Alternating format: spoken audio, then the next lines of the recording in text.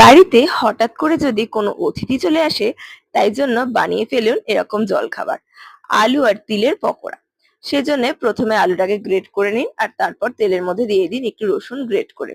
তার সাথে সেই গ্রেট করা আলুটাও দিয়ে দিতে হবে পরিমাণ মতো নুন, হলুদ, জিরের গুঁড়ো, ধনিয়ার গুঁড়ো আর লঙ্কার গুঁড়ো। দিয়ে ভালোভাবে একটু নাড়াচাড়া করে শুকনো শুকনো করে নিতে হবে এইটাকে।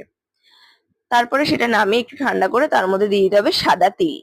সাদা তিল দিয়ে ওটাকে মেখে নিতে হবে আর তার সাথে দিয়ে দিতে হবে কিছুটা পরিমাণ বেসন।